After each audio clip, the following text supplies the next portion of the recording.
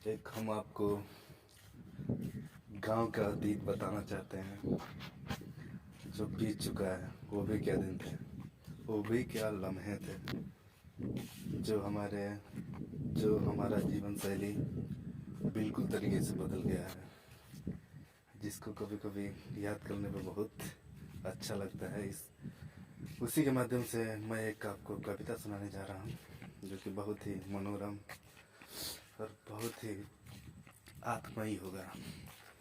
ठीक है दोस्तों, मैं सुनाता हूँ आपको। वो भी क्या दिन थे जब हम अपने गांव में रहते थे। इंटरनेट और पबजी नहीं था, साइकिल के पहिए पे चलते थे। गिल्ली और डंडे के हम भी तेंदुलकर कहलाते थे।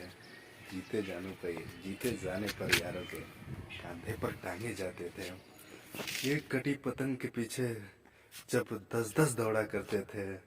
रेस्टोरेंट और मॉल नहीं था रेस्टोरेंट और मॉल नहीं था, पॉपकॉर्न और सिनेमा हॉल नहीं था। अम्मा की साड़ी पहनकर हम राम और सीता बनते थे। वेद पुराणों की घटना जब हम अपने मैदानों में रचते थे। हम पिज्जा बर्गर नहीं था, पास्ता और चाउमीन नहीं था। अम्मा के चूल्हे में जब चोखा और मकुनी पकती थी, सी सौंधी सौंधी खुशबू लेकर हम देसी घी से खाते थे। चोरी और व्यभिचारी नहीं था, बड़े बुजुर्गों का तिरस्कार नहीं था। खेतों के मजदूर भी जब काका काका कहलाते थे।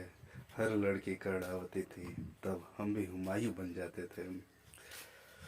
वो सूरज की वो सूरज की अरुणाई थी या धरती की तरुणाई थी। उन पेड़ों की उस सरसर में जाने कैसी सहनाई थी। कुछ ओस की भीगी बूंदों में वो कैसी अद्भुत सरगम थी। मन भीगा था, तन भीगा था, वसुधा थोड़ी शर्माई थी। वो सूरज की उड़ाई थी या धरती की तमनाई थी।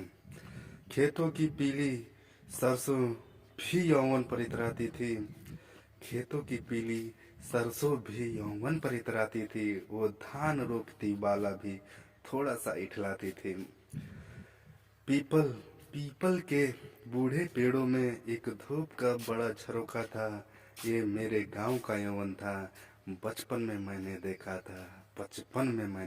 था। ये मेरे गांव का यौवन था।